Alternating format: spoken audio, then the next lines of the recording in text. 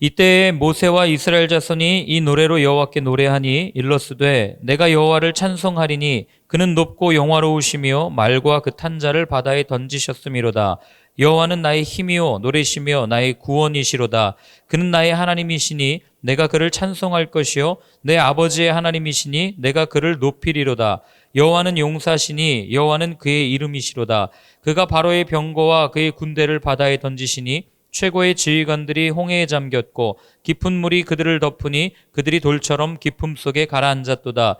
여호와여 주의 오른손이 권능으로 영광을 나타내시니이다. 여호와여 주의 오른손이 원수를 부수시니이다. 주께서 주의 큰 위엄으로 주를 거스르는 자를 엎으시니이다. 주께서 진노를 발하시니 그 진노가 그들을 지푸라기 같이 사르니이다.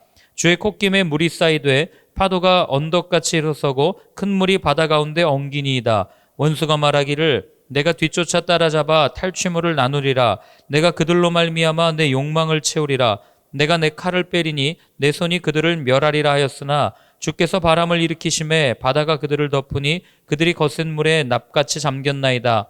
여호와여 신중에 주와 같은 자가 누구니이까? 주와 같이 거룩함으로 영광스러우며 찬송할 만한 위엄이 있으며 기이한 일을 행하는 자가 누구니이까? 주께서 오른손을 드신즉 땅이 그들을 삼켰나이다. 주의 인자하심으로 주께서 구속하신 백성을 인도하시되 주의 힘으로 그들을 주의 거룩한 처소에 들어가게 하시나이다.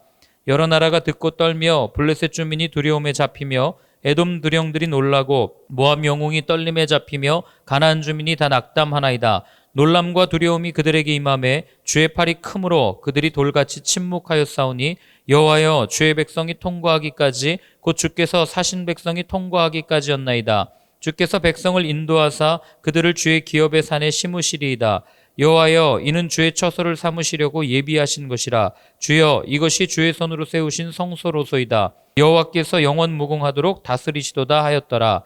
바로의 말과 병거와 마병이 함께 바다에 들어가매 여호와께서 바닷물을 그들 위에 되돌려 흐르게 하셨으나 이스라엘 자손은 바다 가운데서 마른 땅으로 지나간지라. 아론의 누이 선지자 미리암이 손에 소고를 잡음에 모든 여인도 그를 따라 나오며 그 소고를 잡고 춤을 추니 미리암이 그들에게 화답하여 이르되 너희는 여호와를 찬송하라. 그는 높고 영화로우시며 말과 그 탄자를 바다에 던지셨음이로다 하였더라. 아멘. 예, 오늘은 평상시랑 다르게 찬양을 세 곡이나 부른 이유를 눈치채셨습니까? 예, 오늘 우리가 읽은 이 본문이 바로 그 모세와 미리암이 불렀던 찬양이기 때문에 이스라엘 백성들이 함께 불렀던 찬양이기 때문에 그렇습니다. 그래서 어제 갈등을 했어요. 그냥 아예 오늘은 설교하지 말고 말씀 읽고 찬양만 계속 부르다가 한번 가볼까 이런 생각도 들었지만 곧 그 마음을 접고 오늘 함께 말씀을 좀 나누려고 합니다. 자, 먼저 우리 1절부터 2절까지를 한번 같이 읽습니다. 이때에 모세와 이스라엘 자손이 이 노래로 여호와께 노래하니 일러스되 내가 여호와를 찬송하리니 그는 높고 영화로우시며 말과 그 탄자를 바다에 던지셨음이로다.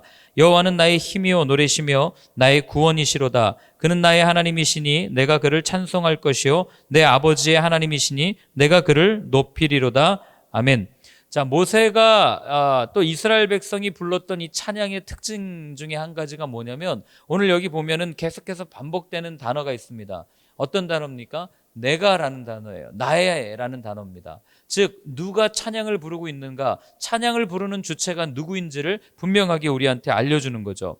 그러니까 모세는 자신이 직접 노래하는 것, 그리고 이스라엘 백성들이 자신들이 직접 입을 열어서 하나님의 이름을 찬양하고 있음을 성경은 우리한테 알려주는 겁니다.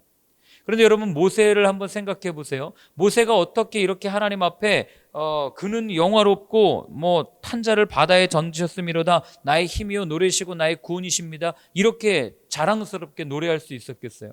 불과 앞장만 해도 이스라엘 백성들이 불평할 때 너희는 가만히 있어서 여호와의 구원하심을 보라라고 말하는 그 말조차도 하나님께서 하신 말씀이라는 그 믿음을 가지고 선포한 것이 아니라 그들의 그 토정, 그 다음에 그들의 그 불평, 이것 가운데 역시 하나님께서 무언가 해주기를 바라는 마음을 가지고 이스라엘 백성 앞에 선포한 거 아니겠어요?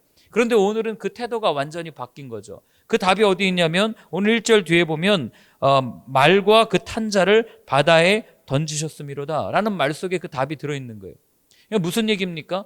홍해를 갈라주시는 그 하나님의 능력을 경험하고 나서 뭐 재앙이야 자기가 뭐 죽을 뻔한 게 아니니까요. 그냥 뭐 이스라엘 백성들을 향한 하나님의 심판, 하나님의 애굽 백성들을 향한 하나님의 심판을 전달했을 뿐 자기가 겪진 않았거든요. 그러나 홍해의 사건은요, 자기가 죽을 뻔했던 것을 직접 경험한 사건입니다. 완전히 죽고 완전히 살아난 사건이 홍해 사건이에요.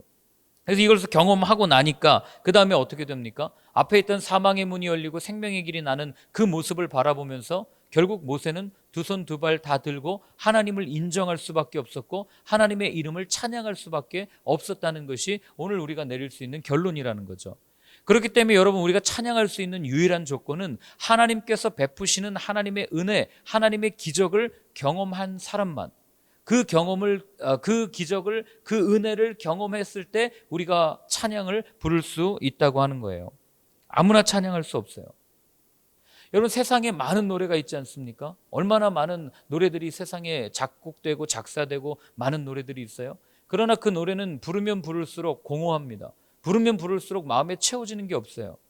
그러나 찬양은 부르면 부를수록 신기하게도 내 마음에 무언가 차오르는 것을 느끼게 됩니다. 왜 그러냐면 바로 찬양이 구원을 노래하고 있기 때문에 그래요.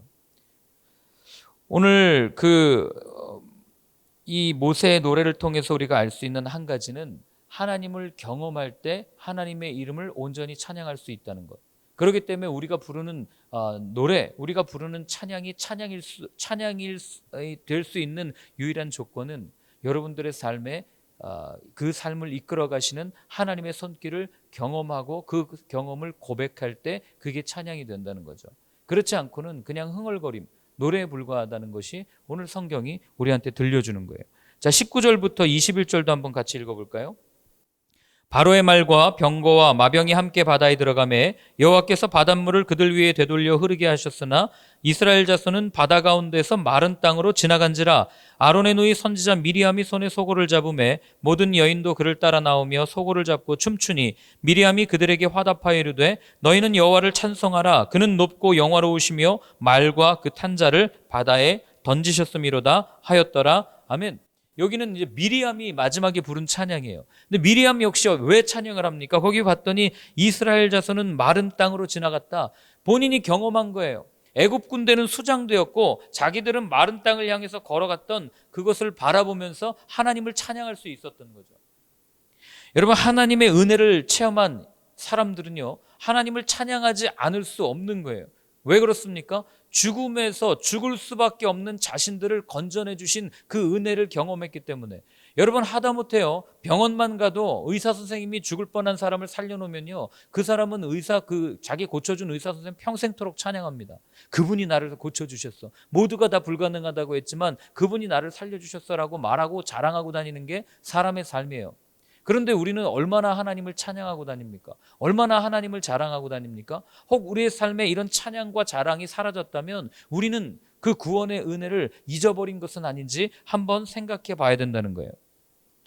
여러분, 찬양하지 못하는 것이 무엇이 있습니까? 여러분들의 삶 가운데. 이걸 늘 살피지 않으면 우리는 그 구원의 감격을, 그 구원을 머리로만 알고 그냥 아주 오래된 추억으로 서랍장 속에 그냥 이렇게 담아놓고 있을 뿐 매일매일 내 삶에 이 감격으로 또는 감동으로 다가오는 그 은혜를 누리지 못한다는 거예요. 그래서 우리가 사실 매일 기쁘게 찬양하고 살고 싶죠. 눈만 뜨면 하나님 생각하고 싶고 입술 열어 찬양하고 싶죠. 누구나가 다 희망합니다. 그런데 우리가 사는 삶은 녹록지 않잖아요. 삶의 여러 가지 문제들 앞에서 그 현실의 문제들이 우리를 주눅들게 만들고, 그리고 그렇게 주눅든 마음은 우리를 찬양할 수 없는 곰핍한 마음으로 만들어버리는 게 우리의 삶 아니겠습니까? 그래서 여러분, 마음이 이렇게 막 갈라져 있고 마음이 이렇게 이렇게 메말라져 있는 사람은요, 찬양할 수 없습니다. 여러분들 자신이 잘 알 거예요. 찬양해도 찬양이 나오지 않아요. 물론 감정에 취해가지고 혼자 막 울컥울컥해서 노래는 부를 수 있겠죠. 그러나 그 노래 가운데 정말 그 가사가 나를 통해서 역사하신 하나님의 은혜를 찬양하는 고백으로 나오지 않는 그런 이유는 우리의 마음이 그토록 갈라져 있기 때문에 그렇지 않겠어요? 그래서 성경은 항상 우리에게 마음을 지켜야 된다고 말하는 이유가 거기 있는 거예요. 그럼 우리는 늘 질문합니다. 도대체 마음은 어떻게 지켜야 됩니까? 여러분들의 마음은 어떻게 지키고 있습니까? 마음에다 무슨 빗장을 걸어놓고 딱 잠가놓고 아무도 못 들어와 그렇게 하고 마음을 지키고 계십니까? 예, 그거는 마음을 지키는 게 아니라 점점 자기 아집으로 빠지는 지름길이죠. 그럼 마음을 어떻게 지켜야 되는가? 딱 한 가지밖에 없어요. 그냥 내 마음을 내려놓는 겁니다. 이거 외에는요 방법이 없어요. 세상은 내려놓는 것을 자포자기라고 얘기하죠. 그러나 우리는 그것을 자기 부인이라고 얘기합니다. 세상은 모든 것을 내려놓고 사는 것을 무기력하다고 이야기하지만 우리는 여러분 그것을 뭐라고 얘기합니까? 평안한 삶이라고 이야기하는 거예요. 그 평안함이 우리의 입을 열어 찬송하게 하는 원동력이 된다는 것을 여러분들 꼭 기억하셨으면 좋겠어요. 내 모든 마음, 내 안에 있는 생각까지도 십자가에 못 박고 내가 온전히 죽고 그분으로 인하여 사는 삶이기 때문에 더 이상 나는 존재하지 않는 거죠. 그래서 세상 사람들이 보면 이해하지 못합니다. 아니 쟤는 생각이 없어, 쟤는 마음이 없어, 입만 열면 예수님 얘기야, 입만 열면 하나님 얘기야 라고 말할 수 있지만 그러나 그들은 모르죠. 우리가 이 누리는 평안함, 이 앞에 거센 파도가 치고 있는데도 다른 사람들은 두려워 벌벌 떨고 있지만 우리는 온전히 우리의 마음이 죽었기 때문에, 우리의 생각이 죽었기 때문에 그분으로 인하여서 평안할 수 있는 그 풍랑치는 파도에서 주무시는 예수님을 바라보면서 그분과 함께 있는데 뭐가 두렵겠어요? 그러니까 이 평안함이 우리 마음 가운데 있을 때야 우리는 온전히 주님의 이름을 찬양할 수 있다는 겁니다. 자, 그렇기 때문에 우리가 늘 살펴야 되는 거는 내 마음 안에 내가 늘 그분의 은혜 가운데 임하고 있는가, 그리고 그분의 말씀 안에 거하고 있는가, 이걸 챙겨야 되는 거예요. 왜 갑자기 또 말씀 얘기를 하냐면 바울이 이렇게 얘기합니다. 우리 한번 골로새서 찾아보시겠습니까? 골로새서 3장입니다. 골로새서 3장 16절 같이 한번 읽겠습니다. 골로새서 3장 16절이요. 읽습니다. 그리스도의 말씀이 너희 속에 풍성히 거하여 모든 지혜로 피차 가르치며 권면하고 시와 찬송과 신령한 노래를 부르며 감사하는 마음으로 하나님을 찬양하고. 아멘. 자, 무슨 얘기예요? 골로새 교회에다가 바울이 이야기해 준 거예요. 마음의 말씀이 가득히 차오를 때에 진정으로 찬양을 부를 수 있다. 그 얘기를 이걸 해주고 있는 겁니다. 왜? 말씀이 도대체 무엇이길래요?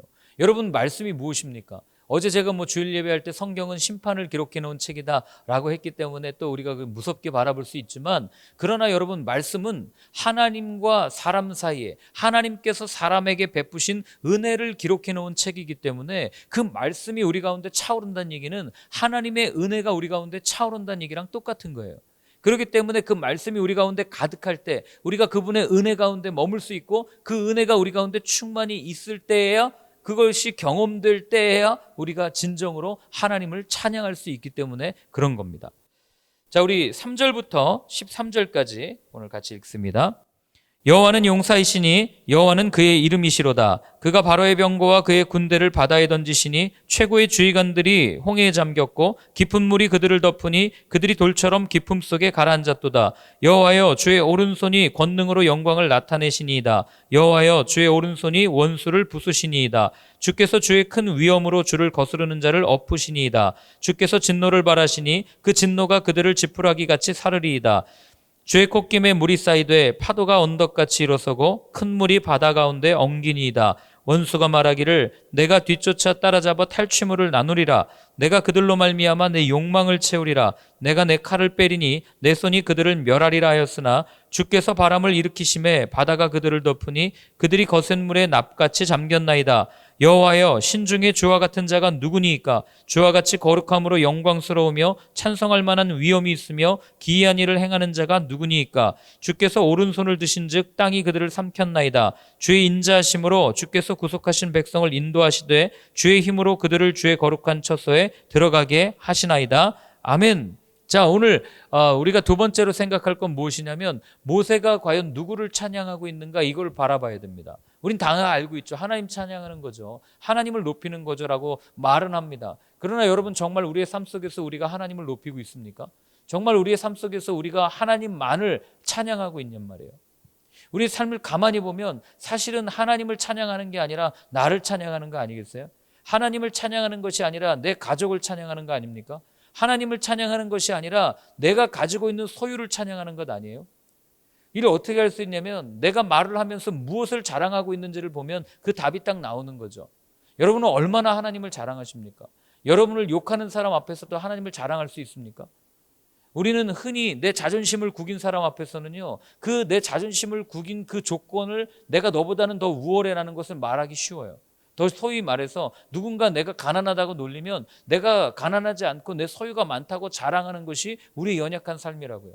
그러나 누군가 나에게 너는 학력이 이거밖에 안 돼라고 이야기할 때 바울처럼 그 자기의 모든 학력을 다 숨기고라도 나는 학력이 그렇게 낮지만 그러나 주님으로 인해서 부유한 삶을 살아 라고 자랑하면서 말하는 사람이 과연 몇이나 되겠습니까? 내 자존심, 내 상처를 건들 때 우리는 거기에다 대고 뭐라고 얘기해요?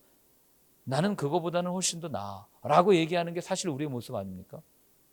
그렇기 때문에 여러분, 정말 우리가 이 모세가 불렀던 찬양처럼 누구를 찬양해야 되는가, 누구를 자랑해야 되는가, 이 질문 앞에 우리가 날마다 서야 한다는 거죠. 오늘 모세가 노래한 거 보면은 다 앞에 찬양하는 대상이 누구예요? 여호와여, 주여, 이 단어밖에 없어요. 주께서, 주의 여호와의. 그러니까 한마디로 얘기하면 모세가 이렇게 고백한 거예요. 주님, 나는 한 것이 아무것도 없습니다. 모든 것이 다 주님의 은혜입니다 라는 것을 모세가 고백한 거죠. 그렇기 때문에 여러분, 우리가 부르는 찬양을 누군가 작사해놓고 작곡해놓은 것을 우리가 아침에 그냥 이렇게 부른다, 이걸 찬양이라고 생각하시면 안 돼요. 여기에 우리 마음이 담겨있지 않고 여기에 우리 삶이 담겨있지 않으면 여러분, 이건 찬양이 아닌 거죠. 뭐 그렇다고 막 손들고 울면서 찬양하라는 얘기가 아니에요. 우리의 마음 문제입니다. 우리의 마음이 어디에 집중되어 있는가. 아까 뭐 예를 들면 찬양하세 부를 때 정말 우리는 하나님의 이름을 높이며 그분의 구원하심을 생각하면서 그 찬양을 불렀는가.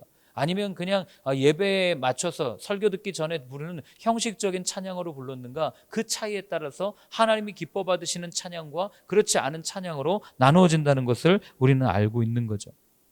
그렇기 때문에 여러분, 오늘 내 삶 가운데 역사하고 계신 그분, 내 손을 붙잡아 이끄시는 그분, 내가 말하고 행동하고 누굴 만날 때도 나와 함께 해주면서 나에게 할 말을 주시는 그분, 하나님, 예수님, 성령님, 그분들이 함께 하시는 그 모습을 찬양하는 거예요.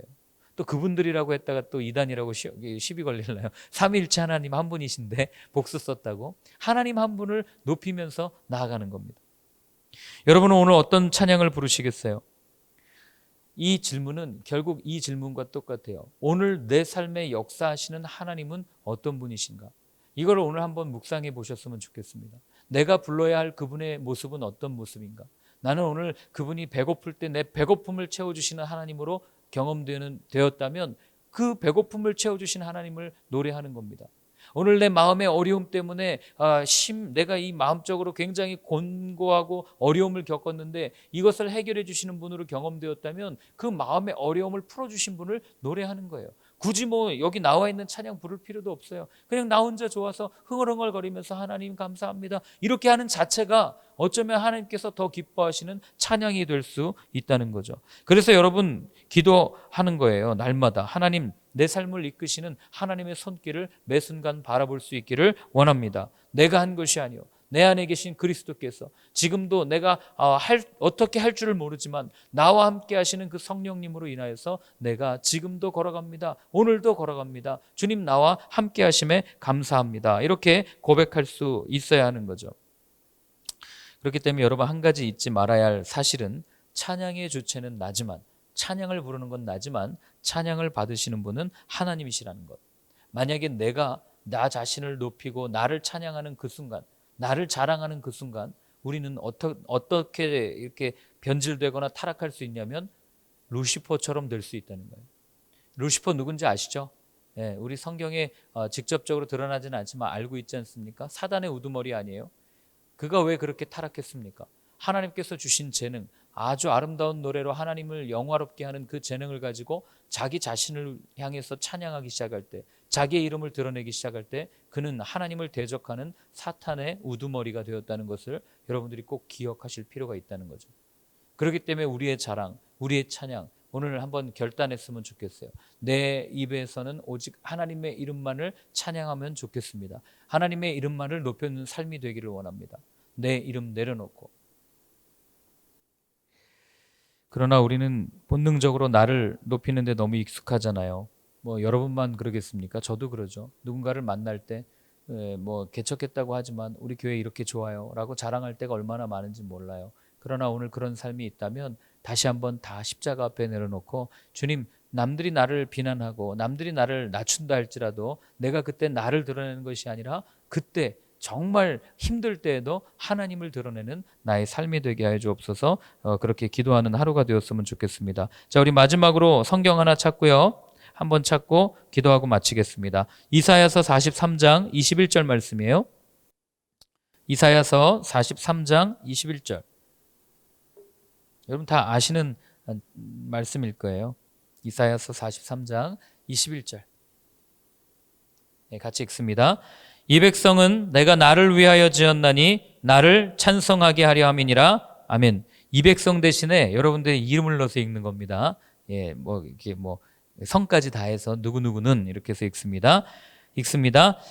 김영중은 내가 나를 위하여 지었나니 나를 찬송하게 하려 함이니라. 아멘. 하나님께서 우리를 지으신 이 목적, 우리를 지으신 이 이유를 잊지 않고 이대로 살아가며 승리할 수 있는 오늘 여러분의 삶이 되기를 축원합니다. 오늘 한번 같이 기도하겠습니다. 함께 기도할 때 하나님, 내 입을 열어 나를 찬양하는 삶이 아니라 늘 하나님의 하나님의 일들을 찬양하는 삶이 되게 하여 주옵소서. 나를 찬양하는 세상 속에서 하나님을 찬양하는 나의 삶이 되게 하여 주옵소서. 한번 같이 그렇게 고백하겠습니다.